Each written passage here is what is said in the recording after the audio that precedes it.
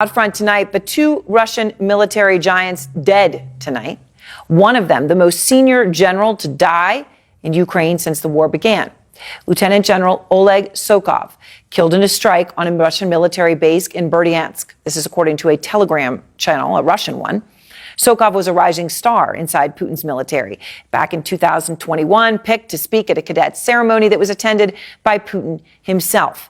And tonight, it's not just him. A mystery is growing over why another top Russian military figure was murdered, and this in broad daylight. This is a submarine commander shot multiple times while jogging inside Russia. And the details about his murder, it's unbelievable. According to Russian state media, the killer was able to monitor Stanislav Aritsky, his every move. They were tracking his run on the popular running app Strava, so they could see exactly where he was at every second. And according to reports, the gunman was waiting in a park where there were no cameras. And when Aritsky, a former submarine commander, passed by, he was taken out. We've got some new video in tonight of the raid to capture the alleged gunman after the attack. According to state media, he was found with a pistol and a silencer. But adding to the mystery of this, being shot multiple times, a gunshot while on a jog, in Russia, the news of the former commander's death actually came from the Ukrainian Defense Intelligence Agency.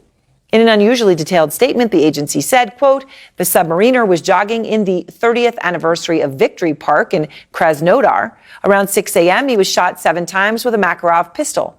As a result of the gunshot wounds, Aritsky died on the spot. Now, despite such detail, no claim of responsibility yet from anyone.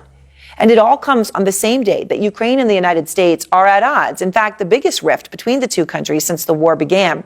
Ukraine desperately wants an invitation now to join NATO after the war, as President Zelensky told us. But President Biden, along with allies, has refused to do that. Zelensky tonight calling the decision, quote, unprecedented and absurd, even as messages supporting Ukraine's bid to join NATO are on windows of shuttle buses carrying people to and from the NATO summit. It's the core of the entire summit. The words are simple. Why, while you are waiting for the bus, Ukraine is waiting to become a NATO member. Well, we have a lot to get to tonight. A lot of these stories rapidly developing through the day. So let's begin in Kyiv with Alex Marquardt. And Alex, a tense day between Ukraine and NATO. What can you tell us about how today's summit went?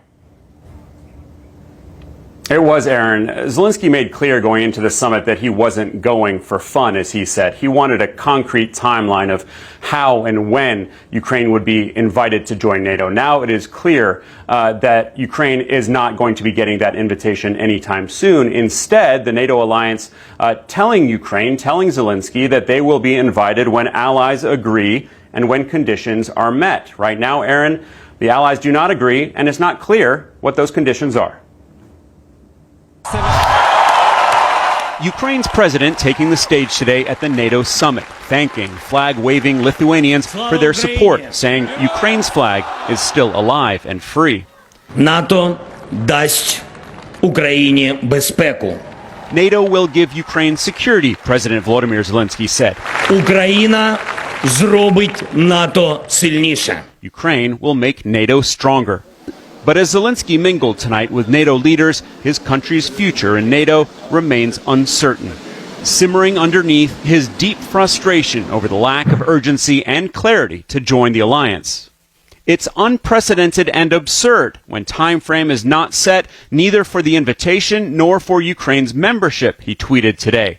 It seems there is no readiness neither to invite Ukraine to NATO nor to make it a member of the alliance. NATO's Secretary General stated clearly that Ukraine will join NATO, but in the future, quote, when conditions are met. And if you look at all the membership processes, there have not been time lines for those processes. They are conditions-based, has always been.